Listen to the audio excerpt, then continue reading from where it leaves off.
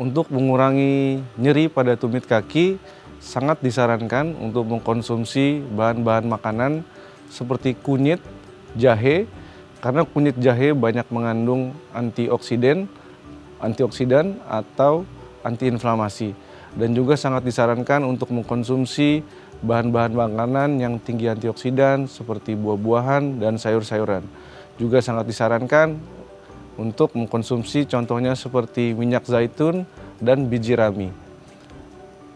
Untuk pantangan pada pasien-pasien dengan nyeri tumit tidak disarankan untuk mengkonsumsi makanan-makanan yang mempunyai tinggi garam dan juga makanan-makanan yang sifatnya dengan penyajian fast food karena mempunyai efek radikal bebas.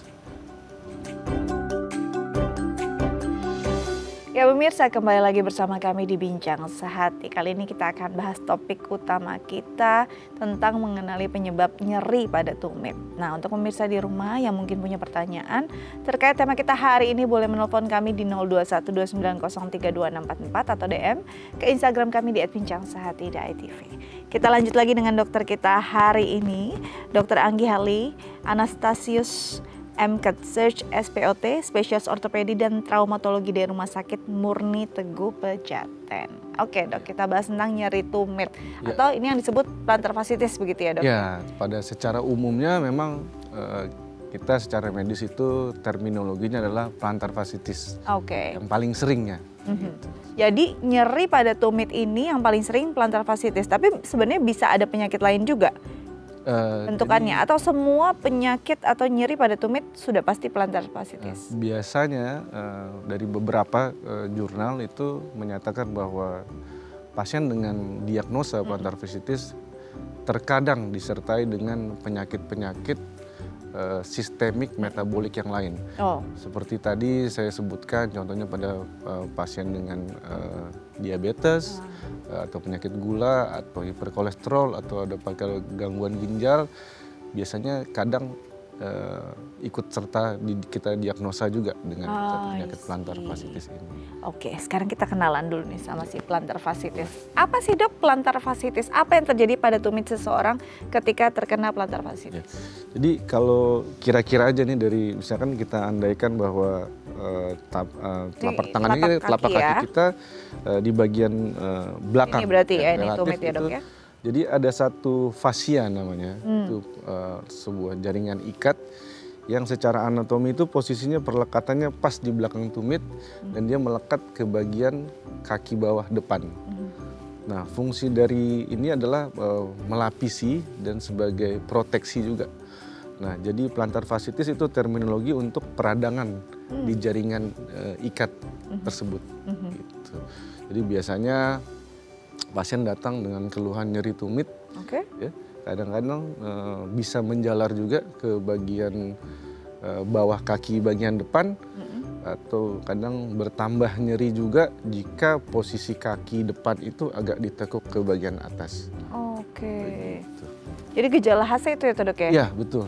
Jadi nyeri ketika berjalan, terus kalau lagi ditekuk begini dia akan lebih nyeri? Akan bertambah nyeri. Dan biasanya agak sedikit berkurang kalau kita beristirahat atau berbaring, merilekskan kaki, dan biasanya di-trigger kalau habis aktivitas atau berdiri lama. Begitu. Dok, ini nyerinya seperti apa sih? Kan nyeri itu macam-macam ya dok.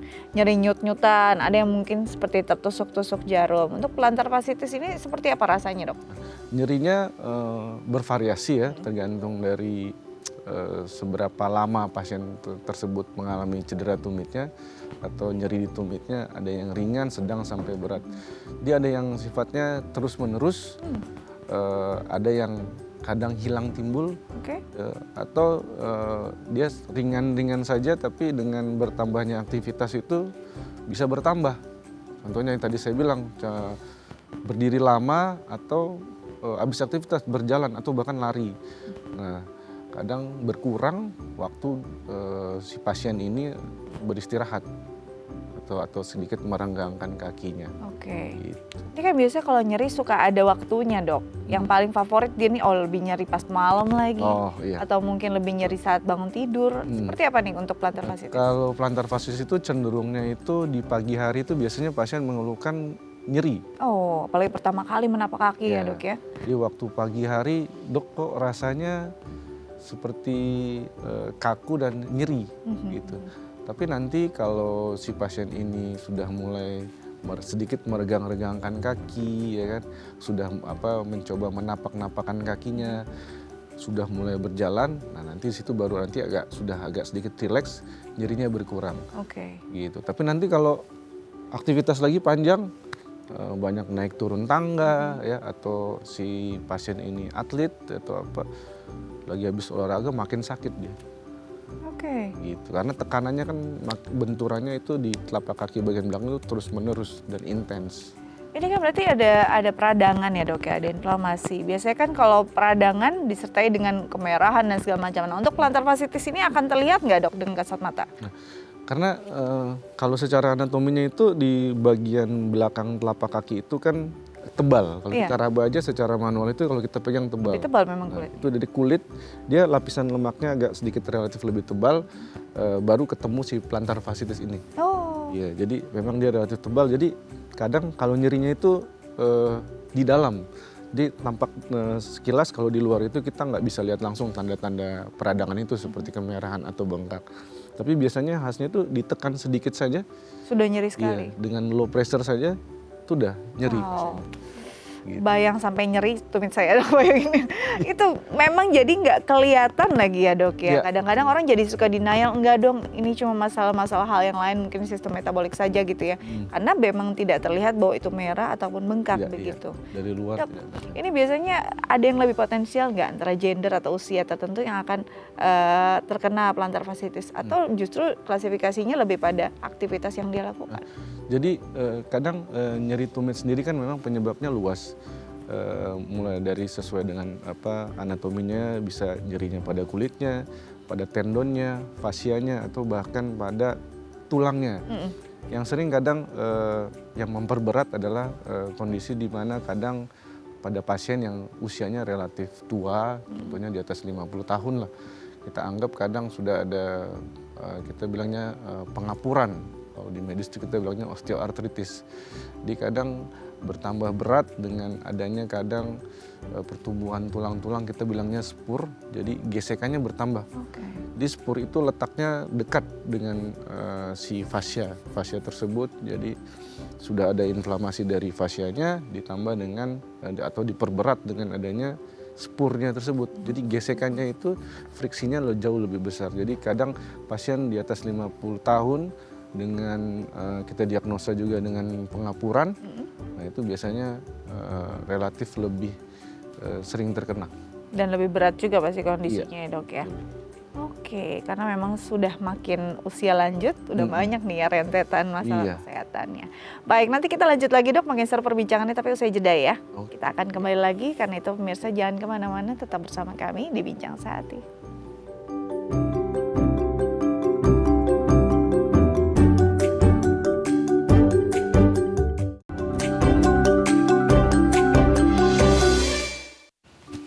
Baik pemirsa, kembali lagi bersama kami di Bincang Sehati. Kita masih bahas topik utama kita tentang mengenali penyebab dari nyeri pada tumit. Nah, untuk pemirsa di rumah yang mungkin punya pertanyaan terkait tema kita hari ini, boleh menelpon kami di 0212903244 atau DM ke Instagram kami di @bincangsehati.tv.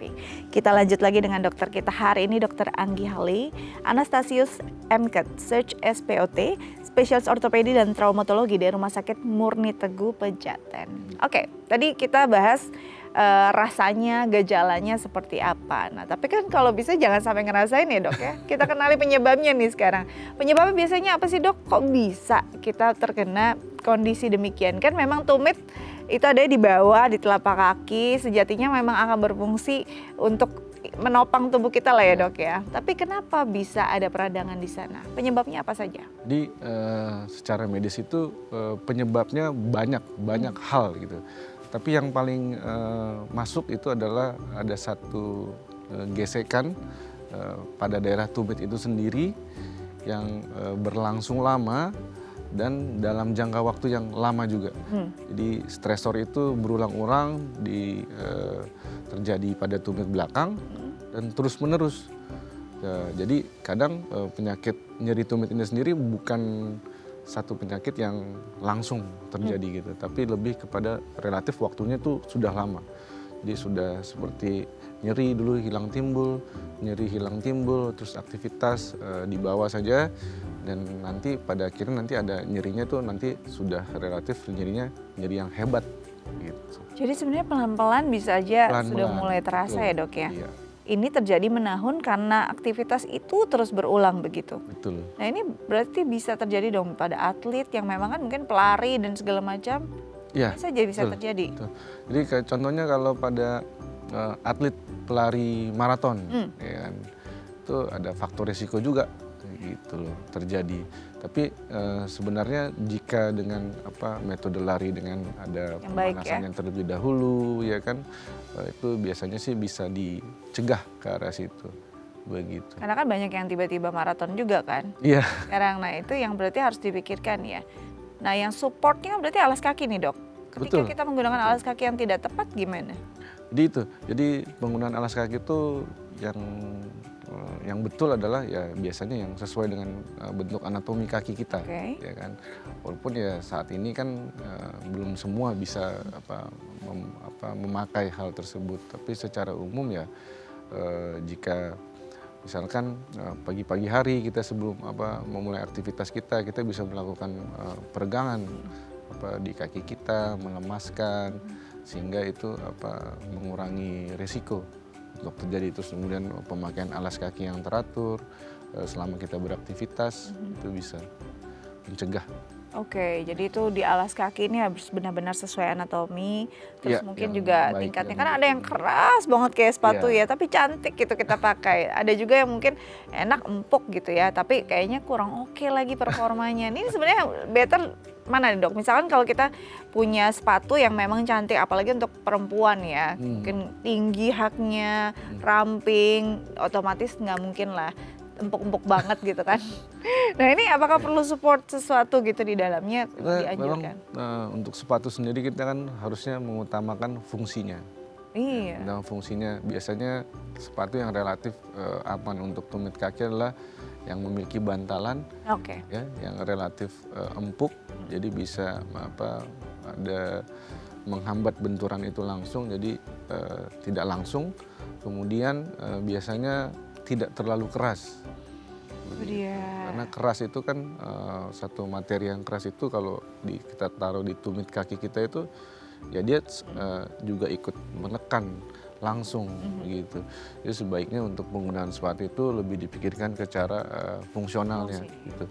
Ataupun misalkan pada sepatu yang kurang lebih tidak memiliki bantalan, kita bisa tambahkan tuh additional pad. Iya.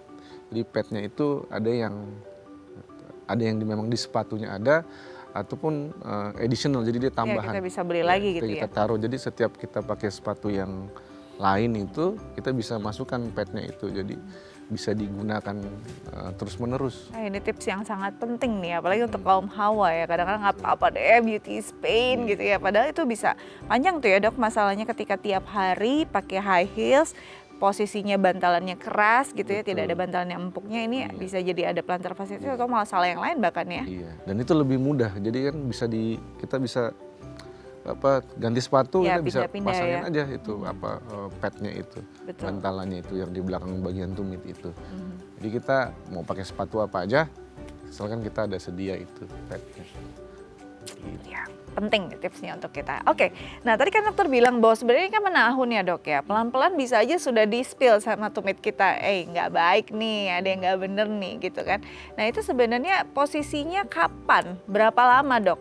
Apakah tergantung intensitas dia melakukan aktivitas yang mungkin saja membuat ada peradangan, atau mungkin kira-kira ya setahun 2 tahun udah akan kerasa? Sebaiknya sih kalau udah pernah ada nyeri aja yang maksudnya berkesinambungan relatif lama, misalkan dirasakan bisa berkelanjutan 3-5 hari, sebaiknya sangat disarankan untuk pemakaian. 3-5 Ya, hari ini misalnya hilang 3-5 hari ya dok ya? nggak hilang, gitu kan, persisten dianya, boleh itu kan kita tambahkan aja untuk juga meringankan nyeri tumitnya sendiri. Gitu. Sebelum kita masuk ke mungkin pengobatan yang memang dengan profesional ya, dengan dokter spesialis ortopedinya, sebenarnya masih ada nggak yang bisa dilakukan di rumah untuk penanganan mungkin meredakan nyerinya? Ini masih bisa dilakukan nggak sih dok? Ya, jadi kalau penanganan awal dari nyeri tumit itu sendiri adalah biasanya kan gejalanya muncul setelah kita aktivitas gitu. Ya harus kita istirahatkan, di tumit harus diistirahatkan, bisa kita posisi terlentang ya kan, terus kita bisa angkat kaki kita lebih tinggi dari jantung untuk memperlancar aliran darah, kemudian kita bisa kompres dengan air dingin atau banyak tuh sekarang itu kayak ice pack, jadi untuk mengurangi radangnya, dan juga kita bisa balut dengan elastic bandage itu perban gitu, kita boleh balut untuk mengurangi nyerinya. Kurang lebih itu sih yang untuk penanganan awalnya yang kita bisa lakukan di rumah. Jadi taruh posisi kaki lebih tinggi dari jantung begitu ya, lalu dikompres ataupun direndam dengan air dingin. Air dingin. Kenapa dingin? Jangan air panas. Karena biasanya kita tuh apa-apa air hangat dok, air panas kalau misalnya ada nyeri. Jadi fungsinya air dingin, jadi waktu nyeri tumit itu terjadi, berarti di dalam tubuh kita itu sedang terjadi proses peradangan atau inflamasi. Nah, dengan kita memberikan air dingin ini, kita akan pembuluh darah itu akan relatif lebih kecil. Jadi faktor inflamasinya yang ke daerah tersebut akan berkurang, sehingga itu membantu mengurangi peradangannya itu sendiri. Gitu. Jadi air es atau air dingin atau ice pack, jangan air hangat. Justru bukan air hangat. Bukan, ya. iya. Kalau air hangat, no wonder kok kayaknya makin sakit ya. Iya. Pertama reda saat di air hangatnya karena distraksi, tapi kalau habis itu kayak makin nggak enak gitu ya, karena mungkin inflamasinya jadi malah tambah ya dok ya. Iya betul. Jadi kadang kalau kita kasih air yang hangat atau balsem panas, waktu dia masa akutnya, waktu lagi sakit-sakitnya itu akan makin bertambah dia bengkaknya. Kebayang. Gitu, iya, jadi jangan salah. Jangan sampai salah ya dok. Air dingin yang betul.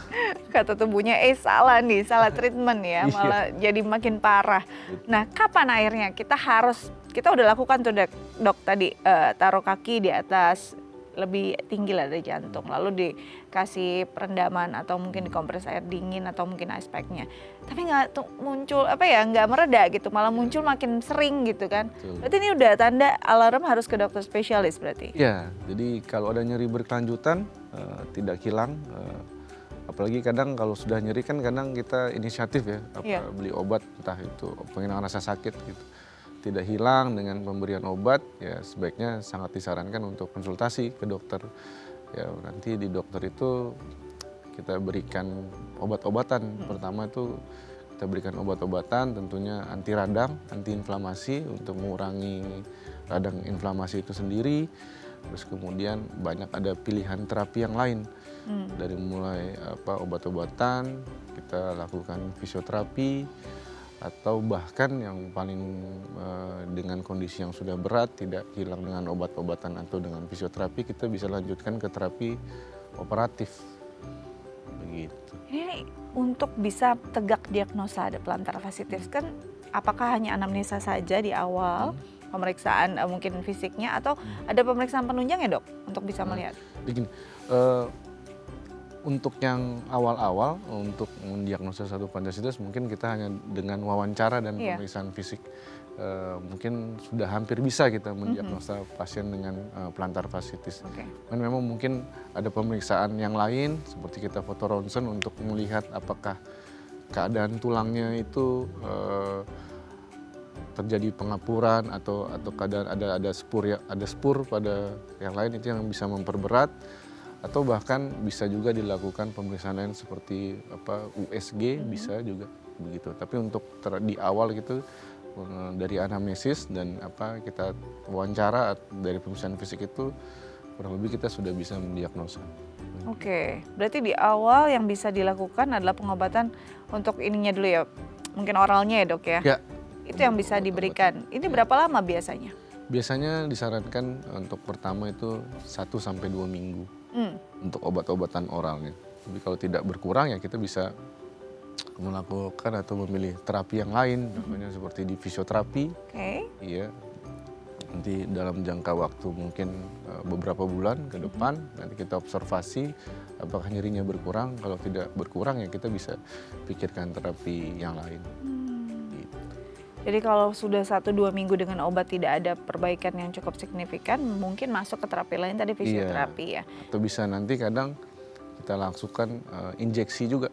Iya, injeksi jadi obat anti peradangan kita langsung injeksi ke bagian nyeri tumitnya. Ini akan membantu secara cepat lah ya dok ya kalau misalnya dengan injek ya kan ya. Kita akan lanjut lagi tapi usai jeda.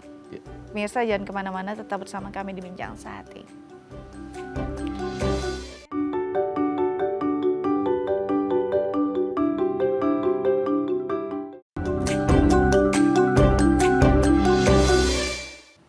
Baik pemirsa, kembali lagi bersama kami di Bincang Sehati, masih membahas tentang nyeri pada tumit dan masih bersama dengan dokter kita hari ini, Dr. Anggi Hali, Anastasius MKet Search SPOT, spesialis ortopedi dan traumatologi dari Rumah Sakit Murni Teguh Pejaten.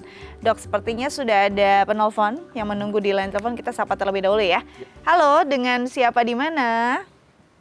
Si Jabat, Binjai, dari Binjai. Dari Binjai, dengan Bapak siapa? Si Jabat. Apa kabar Bapak? Ini sakit ini. Oh, hari ini sakit. Oke, makanya mau konsultasi. Silakan Bapak, pertanyaannya apa? Telapak kaki saya sakit sampai ke jari-jarinya, tebas, kesemutan, kejang-kejang. Saya sudah 30 tahun sakit gula dan sudah berobat ke dokter saraf. Jadi katanya yang dikasih obat nyeri. Sedangkan obat nyeri itu kan bukan menyembuhkan. Betul. Ada enggak solusi lain kira-kira? Baik. Udah 3 tahun saya susah jalan, nggak bisa jalan. Baik. Ini Bapak Bapak si Jabat, boleh tahu usianya berapa Pak sekarang? Udah 65. 65, baik. Berarti sudah 3 tahun rasanya nyeri seperti ini ya? Iya, tapi udah 30 tahun sakit gula. Sakit gula. Baik, kita coba dokter, ada yang sebelum kita tutup telepon ada yang ingin ditanyakan lebih lanjut? Udah cukup. Cukup ya? Baik, kita akan coba diskusikan. Itu aja lah kurasa Iya, baik. Siap Bapak. Saya dokter, iya. Kita coba diskusikan ya kira-kira apa advice dokter untuk Bapak ya. Terima kasih Pak sudah mau menelpon Bincang Sehati hari ini. Oke, 30 tahun dengan diabetes ini panjang sekali ya. Dan 3 tahun ini kesulitan berjalan karena memang menyeri di area kaki, di tumit, bahkan menjalar ke ujung-ujung jari. Ada kebas-kebas juga. Dokter boleh dijelaskan apa yang terjadi pada Bapak si Jabat kira-kira? Ya, jadi ini kalau tadi saya banyak menjelaskan tentang satu penyakit di tumit yang kita diagnosa dengan plantar fasciitis. Tapi kalau Bapak ini keluhannya nyeri tumit juga atau nyeri pada telapak kaki tapi dengan riwayat gula yang relatif 30 tahun. Nah, kalau dari medis itu bahwa kalau pasien dengan gula itu dia bisa ada kelainan namanya neuropati. Jadi saraf-saraf di bagian telapak kakinya itu mengalami gangguan. Salah satunya contohnya seperti tadi Bapak keluhkan, bisa nyeri, bisa semutan, atau bahkan bisa kebas-kebas. Nah, kadang kita dari bagian ortopedi pun bisa berkonsultasi atau berkolaborasi tentang nyeri tumitnya itu sendiri. Apakah ini neuropati yang berkaitan dengan penyakit gula Bapak tersebut atau plantar fasciitis ataupun bisa kedua-duanya. Karena pada kondisi pasien dengan gula kadang-kadang terjadi satu kelainan juga pada pasiennya itu. Jadi keadaannya itu jauh lebih kaku. Jadi bisa terjadi 2 keadaan tersebut pada Bapak ini. Jadi mungkin kalau saran dari saya ya pertama berkonsultasi ke dokter apakah ini satu keadaan plantar fasciitis atau neuropati pada kasus gula atau memang kombinasi pada keduanya. Keduanya bisa jadi kombinasi? Iya, bisa jadi kombinasi. Nah, biasanya kita diagnosa dulu, baru kalau memang ada plantar fasciitisnya, ada neuropatinya, ya berarti untuk obat gulanya harus rutin. Harus terkontrol. Harus terkontrol sakit ya? gulanya. Kemudian untuk plantar fasciitisnya ya kita obati sesuai dengan sakit plantar fasciitis sendiri, yaitu bisa dengan terapi oral, obat-obatan non steroid antiinflamasi, ataupun juga dengan injeksi non steroid atau fisioterapi, kemudian atau bahkan terapi operatif, begitu. Tidak, kalau untuk sepertinya mungkin Bapak ini sudah mengeluhkan yang relatif lebih lama, tapi memang kalau dari jurnal itu untuk penanganan plantar fasciitis untuk fisioterapi itu memang relatif tidak instan. Oh iya. Tidak instan. Bahkan ada jurnal mengatakan bahwa fisioterapi sampai dengan 2 tahun disarankan, fisioterapi sampai dengan 2 tahun itu kadang memberikan hasil yang memuaskan. 2 tahun ya, Dok ya. Tapi kadang kita coba 6 bulan pertama. Dengan 6 bulan kita bisa lanjutkan fisioterapi lagi, berdasarkan kalau memang ada perbaikan atau tidak ada perbaikan bisa disarankan untuk terapi operatif, begitu. Tapi itu pun ada yang mengatakan bahwa sampai 2 tahun pun masih boleh coba diteruskan. Baik, jadi memang saran untuk Bapak si jabat tadi pertama pastikan dulu diabetesnya terkontrol ya. Iya, betul. Karena kalau tidak terkontrol ini masalahnya juga nggak akan beres-beres ya karena sumbernya ada di sini.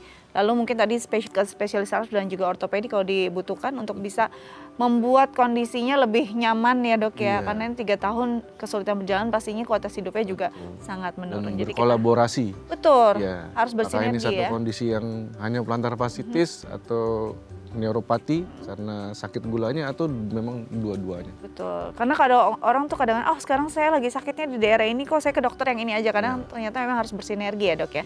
Karena tiga-tiganya harus berjalan berkesinambungan untuk bisa mendapatkan kondisi yang terbaik. Kira-kira seperti itu Pak si jabat, semoga berguna ya advice dari dokter kami. Kita sekarang lanjut lagi membacakan pertanyaan dari pemirsa lewat DM Instagram dari @viana, saya bacakan ya Dok ya.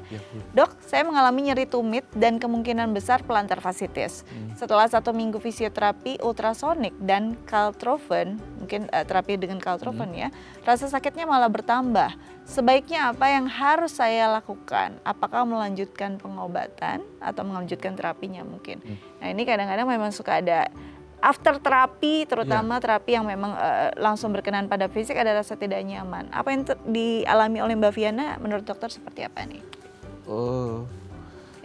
Pertama kita harus tanyakan dulu apakah fisioterapinya itu mengalami perbaikan atau biasa saja atau bahkan. Ini kan yang digunakan fisioterapi ultrasonik itu apa tuh Dok? Ya, jadi ultrasonik itu ada contohnya, ada juga seperti kayak electric shockwave yang juga termasuk salah satu pilihan fisioterapi. Jadi dia electric shockwave. Itu memang ada yang mengatakan bahwa cukup memuaskan dengan hasil fisioterapi dengan electric shockwave ini. Pada beberapa jurnal disebutkan cukup memuaskan. Jadi, tapi itu pun pertama kita harus tanyakan apakah setelah difusio ada perbaikan atau keburukan. Kalau biasanya kita konsul ke dokter rehabilitasi medik 1 sesi. Kalau memang ada perbaikan kita bisa teruskan 2 sesi sampai 3 sesi sampai berikutnya. Saran sampai 6 bulan itu diteruskan nggak apa-apa. Gitu. Jadi saran saya ya kalau ada perbaikan dilanjutkan lagi. Atau misalkan nanti biasanya yang tadi saya sebutkan itu dokter-dokter fisioterapi itu banyak pilihannya. Akan memberikan salah satunya itu electric shockwave terapi juga bisa menjadi satu pilihan. Begitu. Nah ini posisinya kan baru 1 minggu. Ini apakah memang wajar untuk merasakan hal yang wajar banget ya Dok ya? Jadi itu saya bilang nggak instan sembuh. Jadi bahkan ada yang jurnal mengatakan bahkan sampai 2 tahun. Begitu. Jadi yang mungkin saran dokter untuk Mbak Viana ini adalah dilanjutkan dulu pengobatannya ya. Jangan gampang menyerah ya Dok ya. Karena mungkin saja memang ini prosesnya dan ya setiap pengobatan dan terapi ada side effect-nya. Kecuali memang nyerinya sudah tidak tertahankan, mungkin ini yang harus dikonsultasikan lagi ya. Apakah terapinya tepat dan sudah tata laksananya benar atau tidak begitu ya Dok ya. Jadi kira-kira gitu Mbak Viana, semoga ini bisa membantu. Mbak Viana semangat berjuang karena baru 1 minggu, karena memang arahannya sampai 2 tahun ya, sesuai jurnal ya. Oke, nanti kita lanjut lagi dok ya, tapi usai jeda pemirsa, nanti kita akan bahas lagi tentang pengobatannya seperti apa sih untuk nyeri tumit ini, tapi usai jeda. Jangan kemana-mana, tetap bersama kami di Bincang Saat ini.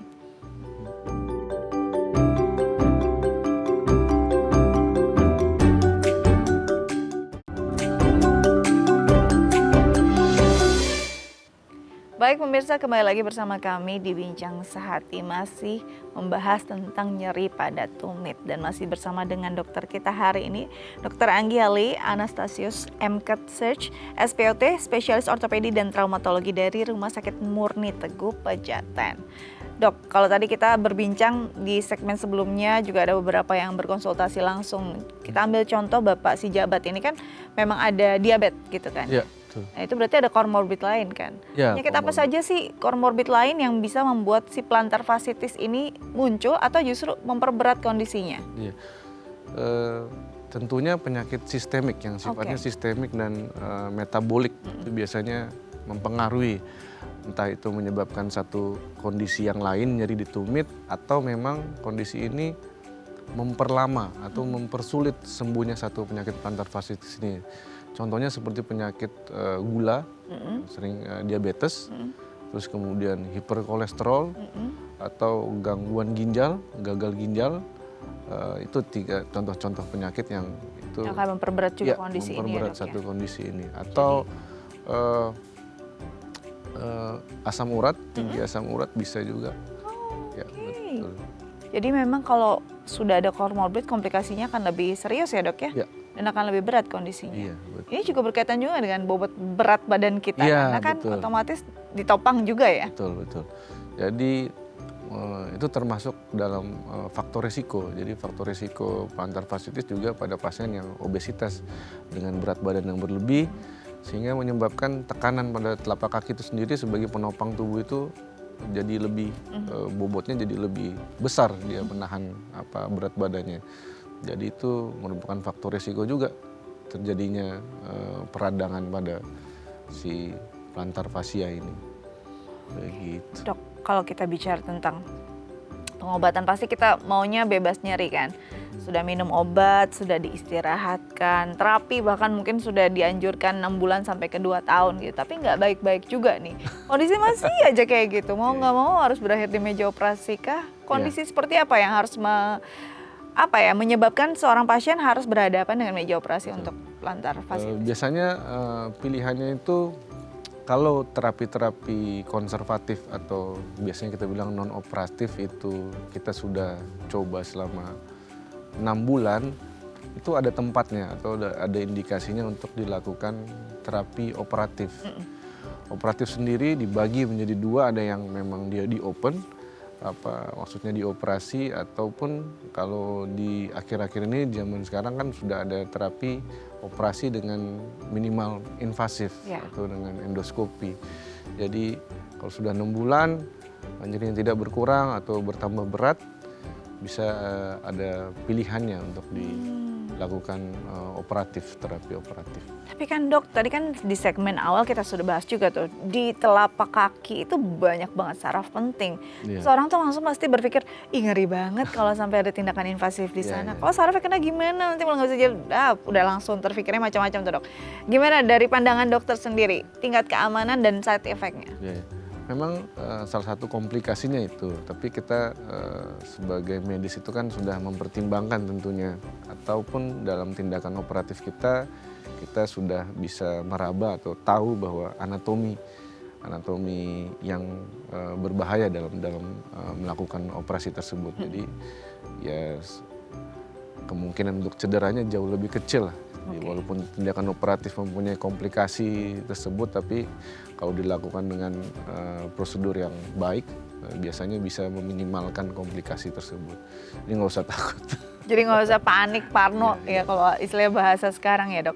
Nah ini kan karena plantar fasciitis adanya di bawah telapak kaki kita, yang memang di telapak kaki yang pasti otomatis akan terkena gesekan dan segala macam dan harus digunakan.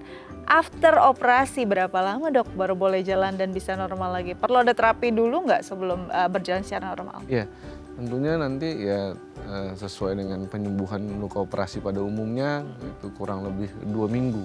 Lukanya nih ya dok? Bekas luka sayatannya itu. Untuk berjalannya sendiri nanti kita boleh tanyakan langsung ke pasien secara objektif. Apakah pada saat kita coba untuk menapak kakinya apakah ada nyeri, dan kita bisa coba pelan-pelan untuk berjalan, dan kita kolaborasi juga sama bagian lain untuk mengembalikan fungsi berjalannya, jadi perlahan-lahan secara progres. Jadi pelan-pelan ya dok ya? Iya. Ini tergantung pada pasiennya, kesiapannya juga ya? Iya, betul. Baik secara fisik maupun mental. Karena kadang-kadang mentalnya yang lebih berat, karena aduh kebayang ini bekas ada luka dan ada operasi, Iya, kayaknya betul. belum nyaman banget ya dok ya? Itu yang harus dipikirkan. Iya, Pertanyaan terakhir mungkin singkat aja nih dok, bisa berulang nggak walaupun sudah operasi? Bisa. Kalau untuk kemungkinan tetap ada ya, untuk kemungkinan rekurensi bahasanya, angka kekambuhannya, karena proses peradangan itu sendiri kan di dalam tubuh, walaupun kita sudah operasi itu kita nggak bisa, maksudnya pastikan pertama dari aktivitas pasiennya juga, ya kan, traumanya tetap terjadi, ataupun mungkin ya pasiennya ada Comorbid lain, tadi ya. ada sakit lain seperti gula, kolesterol dan hipertensi tadi,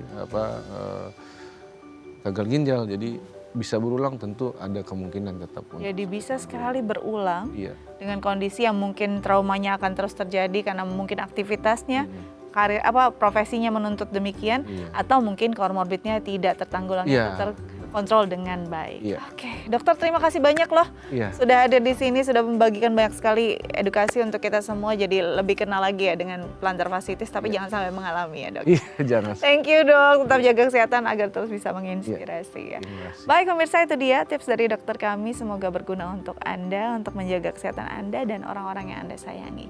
Saya nggak bosan untuk mengingatkan agar mengunduh gawai Anda dengan aplikasi DAI Plus untuk menggenggam inspirasi kapanpun, dimanapun. Saya Astia Dika pamit undur diri, sampai jumpa. Thank you dok.